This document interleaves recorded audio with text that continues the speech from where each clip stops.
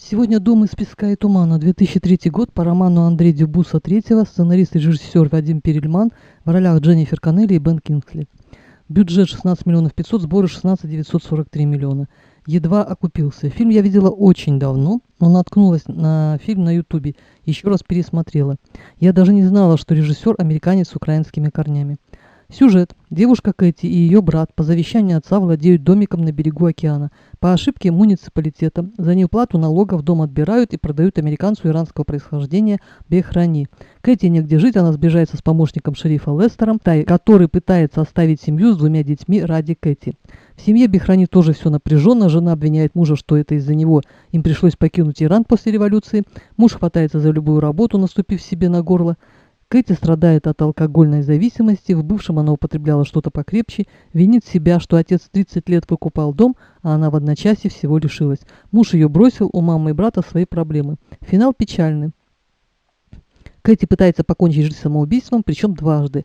Сына-подростка Бехрани убивают копы, муж травит жену, одевает пакет себе на голову и ложится рядом с умершей женой. Кэти пытается реанимировать полковника, но безрезультатно она ложится рядом с ним, поджав ноги. В финале ее спрашивают, она ли хозяйка этого дома. Она говорит, что нет. Начало фильма очень скучное, монотонное. Когда-то давно мне посоветовали его посмотреть. Если бы не советовали, то я бы, скорее всего, бросила просмотр.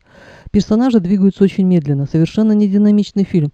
Ну да, это же не боевик, с чего ему быть динамичным.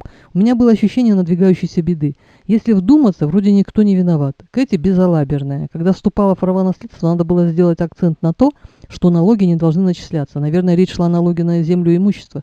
Ей приходили счета. Она после ухода мужа пребывала в депрессии, счета накапливались. Ее это не беспокоило. Странное поведение для американки. При получении первого же счета надо было бежать в муниципалитет, биться головой о стену и доказывать, что ты не осел. А Бехрани просто законно купил дом, выставленный на торги. Другая сторона, что Кэти негде было жить, а Бехрани сразу же выставил дом на продажу, причем в 4 раза дороже. Но опять же, это не было противозаконным.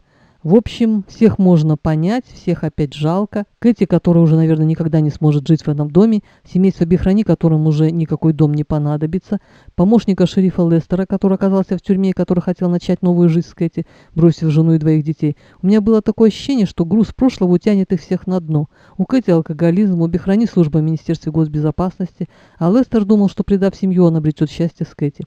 С Кэти все понятно, безвольная алкоголичка. Потеряв этот дом, скорее всего, она никогда не приобретет другой. Бехрани мог бы уступить дом, для него это не было критичным. Когда умирал его сын, он молился и причитал, что Аллах вернул ему сына и что он отдаст дом и все деньги Кэти.